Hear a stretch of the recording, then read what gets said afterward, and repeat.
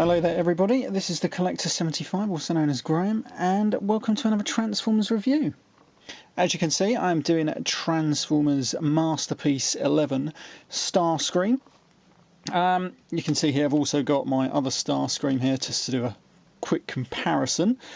I got this for Christmas, my lovely wife bought this for me. I know this has actually been out quite a while now, but this is one figure I did want. And I couldn't think of what else to get for Christmas really, and then I remembered this and I thought, you know what, yeah, now is the perfect time, and I'm so glad I did. I absolutely love this figure, and the minor modifications that they've made to this figure over the first MP release, I can't remember what it is now, I think it might have been MP2, I can't remember now. It's actually really good. Let me just show you. This is obviously a more closer colour accurate to the original Generation 1 toy, apart from the nose cone there. On the actual original toy it was blue, but they've just gone for obviously just colour coding it to the rest of the main body there, which is pretty cool. We've got the lighter blue on the wings there, much like the anime release from that special collection one that they did about 5-6 years ago, something like that. This is my other Masterpiece STARSCREAM. This is the USA exclusive, and this is the more, I would say, G1 accurate, but this is obviously the white sort of coloured one. I've got the missiles on him there. And he does have the little crown motif, which is pretty cool, and of course slightly different markings there on the tail fins. Overall, which one do I prefer in this mode? It has to be this one. This one just looks better with all the grease and the grime painted on there, and I think the white just looks better than the grey. Overall, I just really do love this one. But the transformation and everything else is definitely more better on this one. It does have, let me put this one down. This one is still a great figure though. We're going to put that one over there. And I actually thought this was going to be slightly smaller, because obviously the Masterpiece figures are getting smaller these days. But this is exactly the same size as the original one, so you can use it with your Thundercracker. And I might actually get a Thundercracker now, but I do have Skywarp. So you can use it with them as like the original Seekers, which is pretty damn cool. It does have nearly all the same features in this mode. It does have the movable turbo thrusters there. It does have the movable tail fin, sorry, tail fins, but the movable fins, flaps on his wings, that's it. It does have these bits down here, if I can just get my finger in there. There we go, it does have these again, so you can see part of the engine in there, though not as painted as that one over there, I think, I can't remember now. But also that is used for part of the transformation now, whereas on that one I don't think it is. It does have this, which I think is an air brake. I'm not totally sure, but it still does have that, which is completely pointless. And he still does have this, which is, I think, the radar in the nose cone. It still does have that, which is now painted on this one, which is pretty cool. I think it's painted on that one as well, but I think on the original MP release it was unpainted. It still does have the opening cockpit. He still does have a little minifigure that you can put in his cockpit. On this one, it's a translucent blue. I've actually left it in the box, and I should really get it out, but it's no different from the original one. And all it looks like is now a blue translucent Dr. Arkeville. I don't understand that. I mean, it's a bit strange. I can only understand that they obviously mean it to be like a hologrammatic even person, much like you used to see on like the original Hound and stuff like that. So I can only assume that's why they've gone for a translucent one this time. He doesn't come with any other added features the original Masterpiece came with. Most notably, obviously, he doesn't come with a stand, doesn't come with the little prop section, he doesn't come with the missiles that this one comes with over here. Is that a good thing? Is that a bad thing? I think it's completely okay, to be honest, because the accessories that this one does come with far outweigh that. I never saw the point of having the missiles on this one, especially because they're too close to the body. I thought it would have been better having them there in the middle of the wing, but you know, it's fine. As you can see, there are a few notes, but this is more square than on that one. That one's more rounded. And of course, these guns are no longer just take them off and stick them back on. They are on ball joints, which is pretty cool. They didn't have to do that, but it's actually pretty damn smart. Right, I'm just going to pop that there for a minute. Right, we're going to get on to transforming this now, because I don't think there's much more for me to say. Oh yeah, it does have this, and maybe someone out there can knows why it does this. What the point is the point of that? I know it does it, and it's not really used in the robot mode or the transformation, but so I don't really know why it does it. I know it does it on that one as well, but anyway. Oh yeah, you can actually still attach, if you've got the original stand from this one, or any other MP release, you can put STARSCREAM on this one, because he still does come with a little tab. I haven't connected it up yet, but I can't understand why it wouldn't work, because it's exactly the same size and everything like that. I don't know whether it works in robot mode, because I haven't tested it. When it's this, I've only transformed this once, and that was into plane mode. Right, okay, let's transform this into robot mode. Let's see if I can remember how to do this. We're going to fold these little wings up. We open out these. Actually, I'll come back to them. Right, we're going to slightly disconnect these guns first. This is what we're going to do first. I just, bloody hell, pegged them in good, didn't I? I don't think they went in there that tight. Now, this doesn't bode well for things to come. Come on, here, come here. There we go. I thought they were pegged in there bloody lightly. Anyway, right, so we're going to take these guns out. Bloody hell, that don't want to come out. I've got to admit, I did push it on there good, but I didn't think it would stick in there this much. Bloody hell. Right, anyway, right, so we disconnect them slightly, just get them out of the way. Then we're going to fold over the flaps. That just gets them out of the way, as far as I'm concerned. Like so. And then he gives him much shorter wings. And then we're just going to take hold of these feet and then just separate them slightly, as you can see. And then you should be able now just to pull them out, I'm hoping. Come on, you buggers. Come out. Well, they went in easy enough. This is what I bloody hate about these figures, because you never can't remember exactly where they're all tabbed in. You don't want to put them too hard. And I don't think there's any release little buttons. I'm going to put those little landing gear away. Right, so I managed to free the leg in the end. You just pull it out slightly. Anyway, I'm going to straighten up that leg a little bit more. And then, just with these wings, you're just going to slide them forward like that until they click into place. And to me, that is a lot better than the old one. Obviously, this was on a detachable ball joint, which I never understood on that original toy. I really never understood why they did that. Now we're going to flip out this piece. This piece just becomes a heel spur, which is pretty good, because the original figure had so much trouble just standing up. It was unbelievable. Anyway, pop those back down. Come back round here. Now we just detach this, and this spins round, and that's just kind of come. Oh, there we go. Let's do it so you can see it. And it just spins back round. I actually preferred the original one on that, because it is slightly able to move it just slightly, because when he's standing they are at a funny angle like that, which if you could just tilt it slightly it would look better. Anyway, right, that is the legs done, and then we've just got to come to the bastard of the wings now. Oh yeah, I just want to put away the front landing gear. That just goes away there.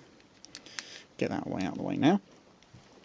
And I say the bastard landing gear, not landing gear, these wings now, because in the instructions it tells you to just pop these wings in, and what you get is there's a tab here that they have to slide onto first, actually going downwards before they can pop in, and it doesn't tell you that in the instructions, and so I was a little bit mystified at first for about a minute or so, then realised that that's where they go, and then trying to get them in was an absolute nightmare. So I'm not exactly holding out much hope that they're going to be any more easier just to get out of these, because they didn't really want to go in.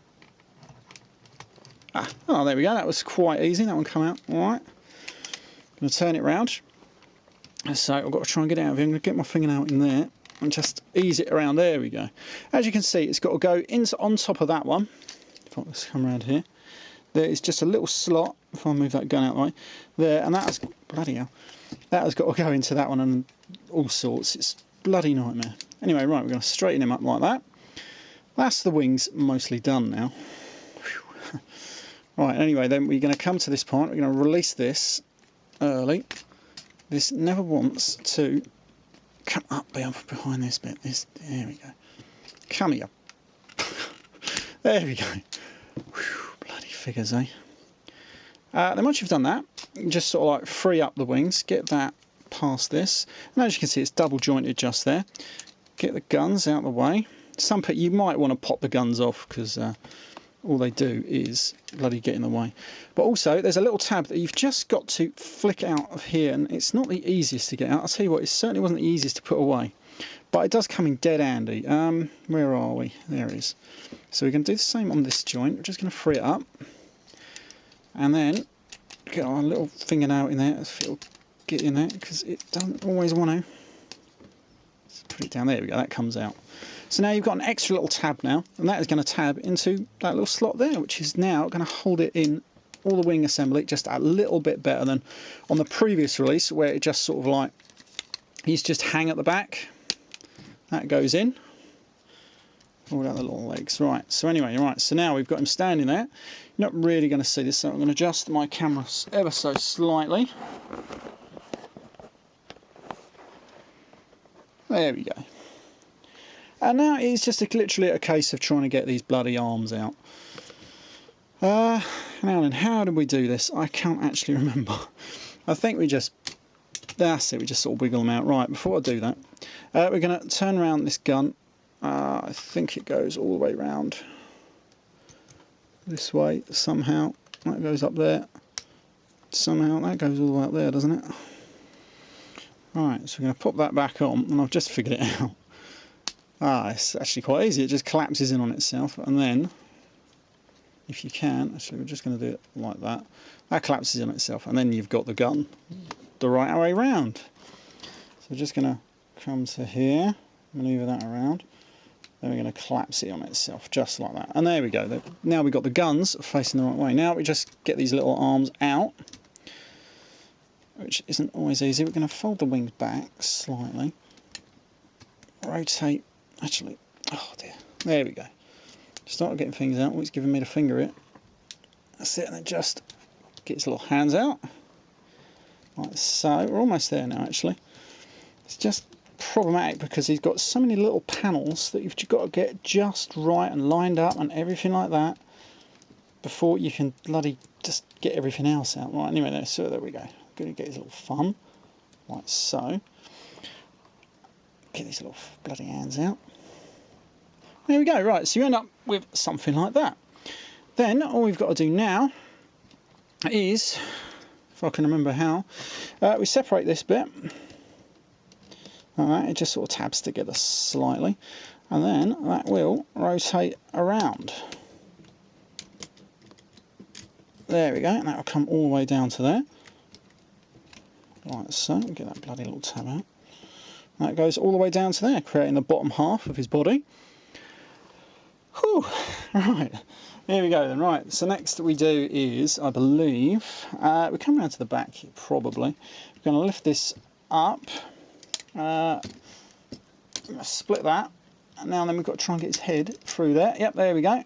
That's actually easier than trying to put it away. The head is actually spring loaded, so you have to push the two halves of the head together to get it through a little gap, but getting it back through it seemed to be quite easy, and the halves pop back out.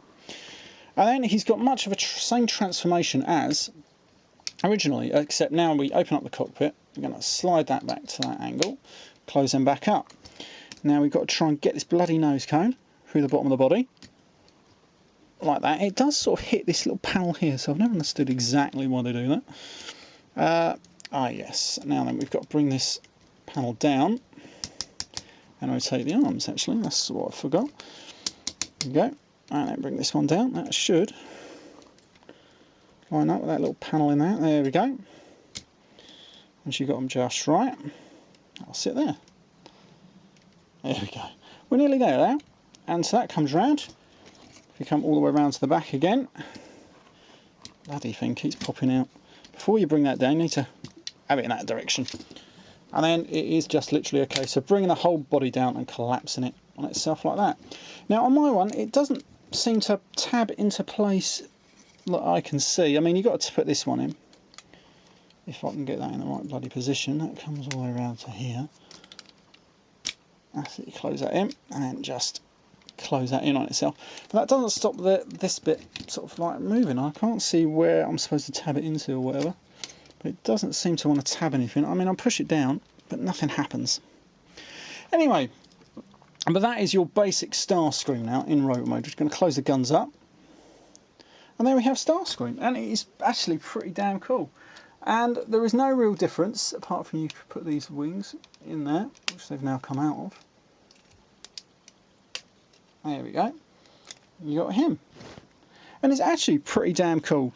He no longer has those stupid ball joints on his waist, and he's got the wings just tucked behind his feet and everything like that. Pretty much like the proper G1 toy, and he's got a decent head sculpt. Don't know if this is going to zoom in too well. Mainly because his head is actually quite dark. But it's still very, very good, and it is still a great figure. You know, you can position the wings slightly in if you wanted to, or out. The arms still have all the same amount of articulation as they had before, but they just look a lot cleaner now. What else can we talk about? There we go, you've got to push that plug out. I don't know why it keeps moving out, it's a bit strange. But it still looks pretty damn cool. This bit still moves in and out, and I still don't know exactly why, but there we go. Right, let's get on to some of the little bonus features he does come with. He does come with the Coronation set.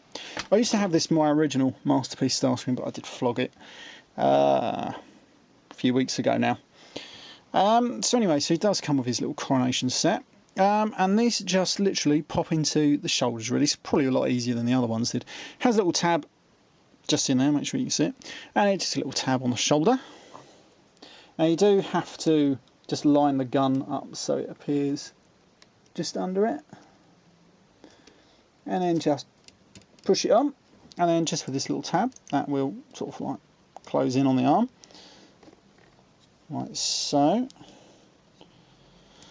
Here we go. It's always a little bit problematic just getting everything to line up just as you need it, but then again, these toys aren't really toys, are they? Yeah, they're not really toys, they're of course just display items, so obviously, you know, you're not playing with it, you're just displaying it. So when you move things, they are going to move around, but that is just the nature.